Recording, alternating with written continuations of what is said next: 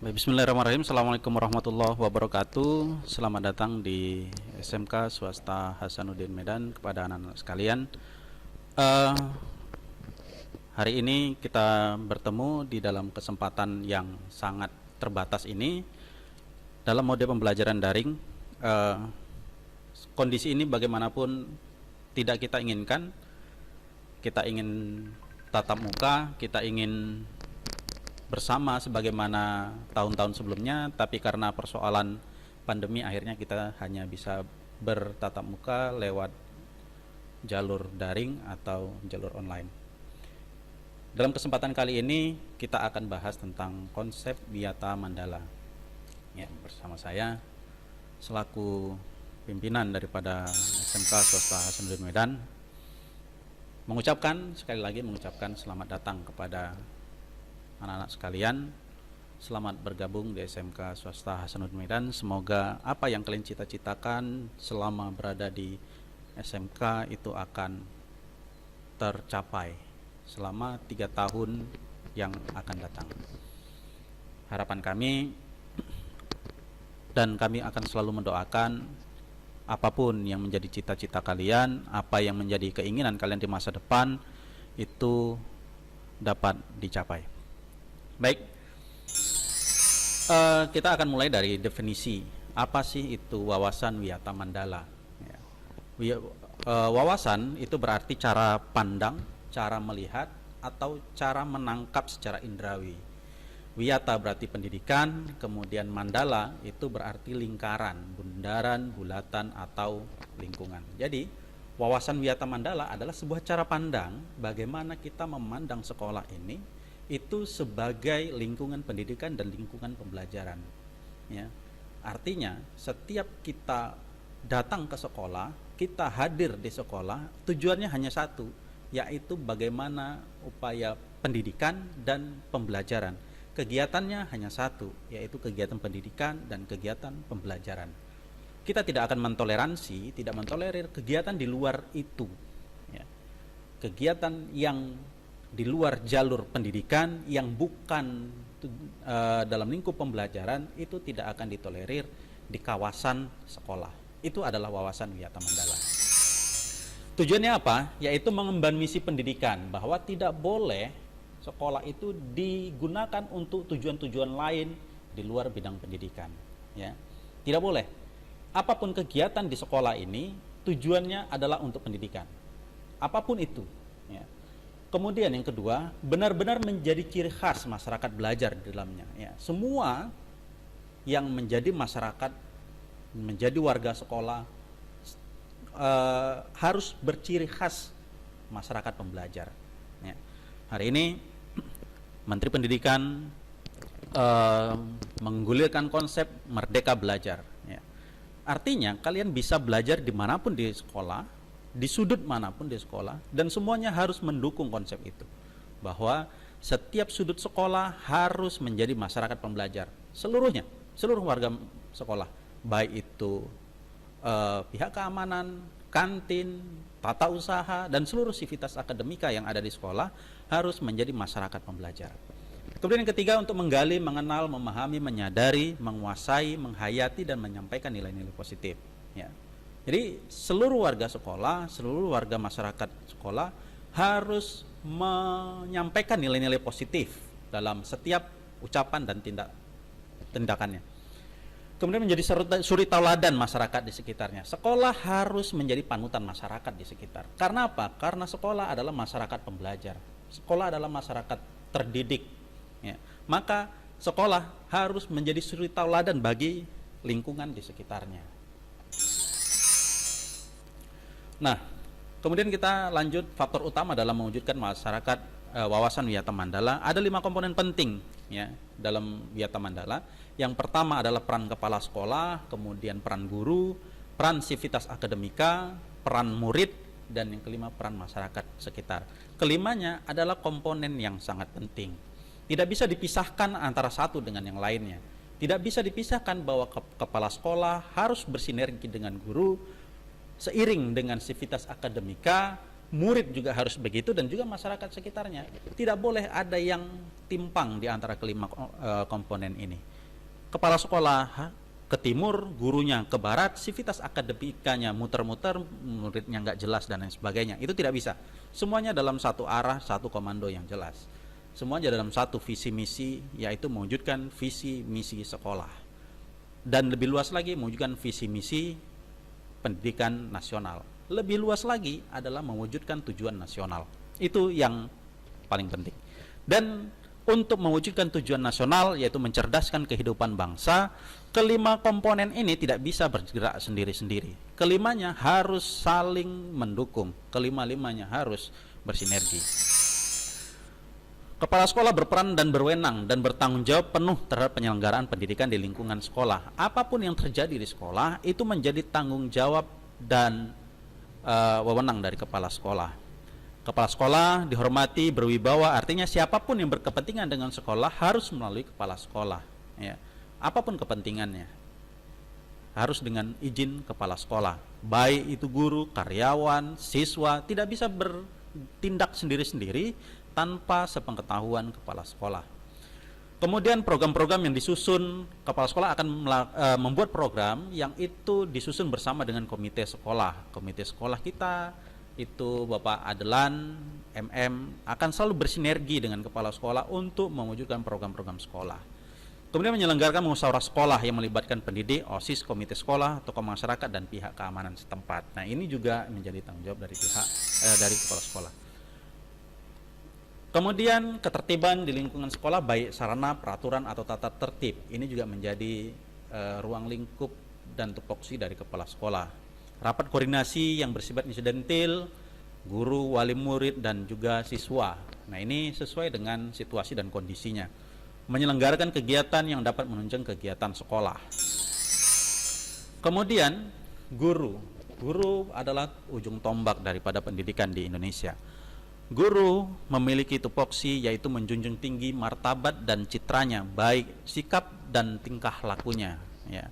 Guru harus menjadi tauladan di masyarakat. Guru itu adalah yang digugu dan yang ditiru.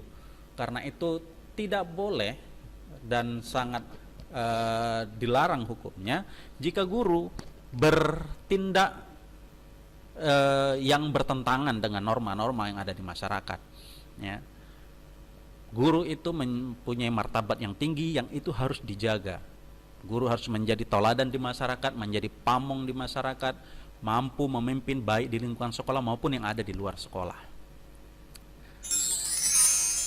Kemudian bagaimana dengan sivitas akademika? Ya, seluruh sivitas akademika di sekolah, yaitu pegawai, baik itu tata usaha, piket, satpam, tukang kebun, dan lain-lain, harus bergerak, berjalan untuk mendukung kepentingan administrasi dalam proses belajar mengajar di sekolah, ya. Dan semuanya itu melaksanakan tugas dan kewajibannya sesuai dengan tugasnya masing-masing.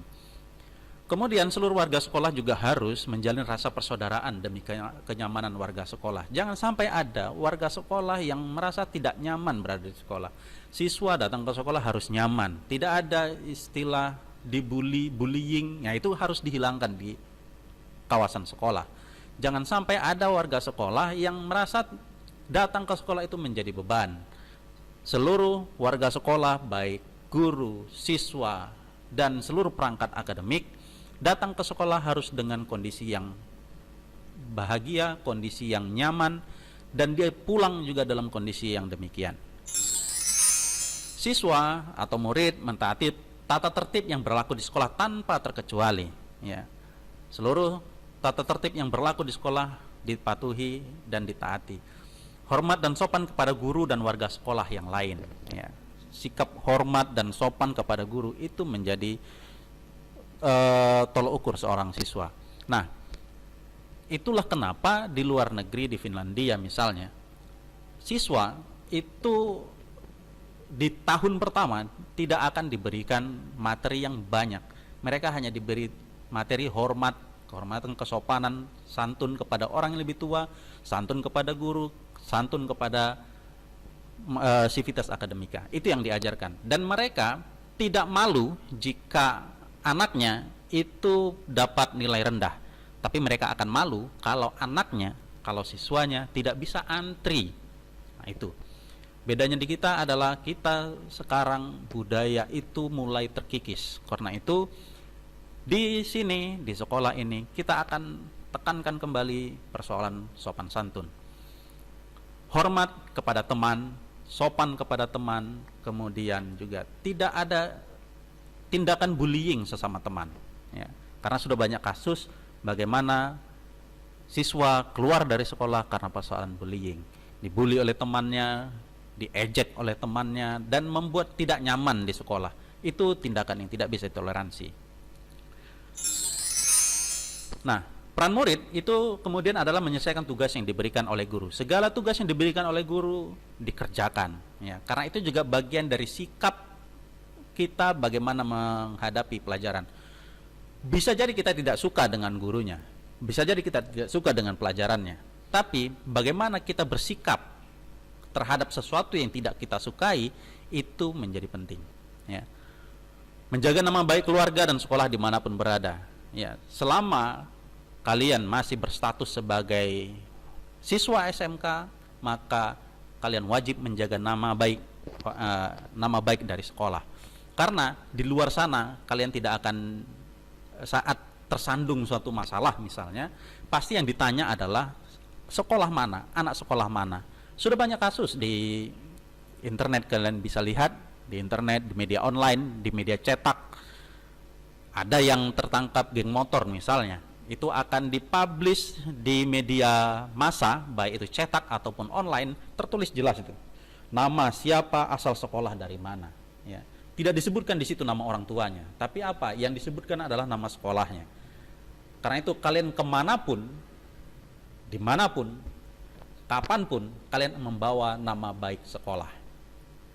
Kemudian menjauhi narkoba. Narkoba adalah musuh kita bersama, musuh negara, musuh masyarakat. Karena itu jauhi narkoba. Kita di tahun 2-3 tahun yang lalu pernah memecahkan rekor, memecat hampir 10 siswa karena tersangkut masalah narkoba. Kita tidak pernah pecat siswa karena persoalan absensi, kita tidak pernah pecat siswa karena persoalan tidak mampu bayar uang sekolah. Tapi kita tidak bisa toleransi kalau ada siswa yang tersandung kasus narkoba. Menjaga dan memelihara fasilitas belajar dan mengajar. Ingat bahwa seluruh fasilitas belajar itu adalah milik bersama. Ada yang dibeli oleh uang negara di situ. Ada fasilitas yang dibeli dari pajak rakyat di situ. Karena itu jaga, pelihara fasilitas belajar mengajar. Kenapa? Karena akan yang dirugikan adalah kalian sendiri. Jika tidak ada alat praktek, kalian yang rugi. Kalau tidak ada sarana prasarana belajar, kalian yang rugi. Karena itu ini milik kita bersama, kita jaga bersama-sama. Menjaga keamanan sekolah. Sekolah ini milik kita bersama, ya. Kita tumbuhkan sifat rasa memiliki, ya, sense of belonging di setiap diri kita, bahwa sekolah ini milik kita, kita jaga bersama-sama. Jangan sampai justru kita yang merusak keamanan di sekolah ini, ya. Sepeda motor hilang oleh tangan-tangan kita, kemudian ada perangkat pembelajaran yang hilang karena perbuatan kita. Jangan sampai itu terjadi, ya. Kita jaga bersama keamanan sekolah. Kalau bukan kita yang jaga, siapa lagi? Keamanan sekolah bukan hanya persoalan dijaga oleh satpam dan lain sebagainya, tapi setiap kita punya kewajiban untuk menjaga keamanan sekolah. Kemudian jika anak-anak sekalian mendapati peristiwa negatif yang terjadi di sekolah, di luar sekolah, yang berkaitan dengan siswa kita, dengan teman-teman kita, silakan untuk memberikan laporan kepada sekolah. Kemudian menjaga lingkungan sekolah yang berkaitan dengan kebersihan dan keamanan. Kemudian masyarakat apa perannya? Masyarakat juga memiliki peran yang cukup penting, yang bahkan sangat penting di dalam dunia pendidikan. Yang pertama, mendukung dan program dan kebijakan sekolah dalam rangka pemajuan proses belajar mengajar, ya. Ini dukungan masyarakat sangat kita butuhkan, ya. Siapa itu masyarakat? Orang tua, wali murid, warga masyarakat yang ada di sekitar sekolah, komite sekolah, itu adalah masyarakat. Memberi saran dalam kemajuan proses belajar dan mengajar. Masyarakat juga punya andil yang cukup besar untuk kemajuan pembelajaran di sekolah, kemajuan pendidikan di sekolah. Masyarakat boleh memberikan masukan-masukan kepada pihak sekolah jika ada yang dirasa kurang pas di sekolah. Ikut menjaga keamanan lingkungan sekolah. Harapan kita juga masyarakat sekitar menjaga kita, ya. kita jaga, kita bangun keamanan di sekolah ini supaya tidak ada pihak-pihak yang di luar sana yang ingin mengganggu keamanan lingkungan sekolah. Mengadakan kerjasama dengan pihak sekolah melalui komite sekolah. Komite sekolah adalah forum yang dibuat oleh sekolah yang terdiri dari orang tua siswa. Semuanya punya hak yang sama, boleh mengadakan kerjasama dengan pihak sekolah, boleh mengkritik pihak sekolah jika memang tidak tepat, dan dipersilakan untuk memberikan bantuan kepada sekolah dalam hal kegiatan belajar mengajar. Nah, sekolah sebagai kawasan wisata Mandala punya 10K. Ini yang kita terapkan, yaitu keamanan, kekeluargaan, kedisiplinan, kerindangan, kebersihan, keindahan, kelestarian, ketertiban, kesehatan, dan keteladanan. Harapan kita 10K ini senantiasa kita terapkan dalam kegiatan belajar mengajar dalam kehidupan kita sehari-hari. Bagaimana keamanan, kekeluargaan, kedisiplinan, dan sebagainya, ini menunjang pembelajaran yang ada di sekolah, ya. Kemudian penggunaan sekolah sebagai lembaga pendidikan sekolah, sekolah tidak boleh digunakan, ya. Sekolah tidak boleh digunakan di luar kepentingan pendidikan, ya. Seperti apa misalnya? Promosi penjualan produk yang tidak ada hubungannya dengan pendidikan. Kalau yang berhubungan silakan, ya. Promosi penjualan produk misalnya rokok, itu tidak ada hubungannya sama sekali dengan pendidikan di sekolah, ya. Itu tidak akan kita benarkan. Bahkan jika kita mengadakan suatu kegiatan, kita tidak akan menerima sponsor, tidak akan menerima sponsor yang berasal dari perusahaan rokok, ya. Itu komitmen kita di dunia pendidikan. Tidak akan menerima sponsor yang berasal dari perusahaan rokok seandainya kita buat kegiatan. Nah, kemudian sebagai tempat penyebaran aliran sesat, kita tidak toleransi itu. Aliran sesat, penyebaran ajaran yang bertentangan dengan Undang-Undang Dasar di Kesatuan Republik Indonesia, kita akan tolak itu. Propaganda politik atau kampanye tidak dibenarkan. Sekolah sebagai tempat propaganda politik atau tempat kampanye, misalnya sekarang kita mau dekat pilkada, ada salah satu kandidat atau calon yang ingin kampanye di sekolah, tidak dibenarkan. Kita tidak akan terima itu, kita tidak akan toleransi itu. Syuting film atau sinetron tanpa izin, ya, kita juga tidak toleransi jika ada yang tiba-tiba datang kru film lagi syuting misalnya dan sebagainya, itu kita tidak izinkan, ya. Kegiatan yang dapat menimbulkan kerusakan, perselisihan sehingga suasana sekolah menjadi tidak kondusif, ya. Kegiatan apapun yang itu menimbulkan perselisihan, membuat suasana sekolah tidak nyaman, suasana sekolah tidak kondusif, pembelajaran tidak kondusif, itu tidak kita toleransi. Oke, lantas bagaimana Wisata Mandala ini kita laksanakan? Ada 2 tahap yang akan kita lakukan. Yang pertama adalah tahap preventif, yaitu memelihara sekolah melalui kegiatan 10K tadi yang sudah kita bahas di awal. Kemudian yang kedua, menciptakan suasana harmonis antar warga sekolah. Jangan ada friksi di antara warga sekolah. Jangan sampai ada geng-geng, baik itu di siswa, di guru, di warga sekolah, di pegawai, dan sebagainya.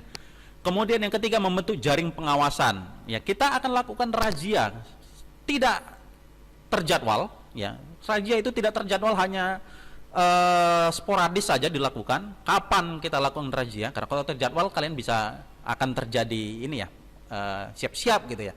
Bisa jadi setiap hari, bisa jadi seminggu sekali, bisa jadi sebulan sekali, dan sebagainya.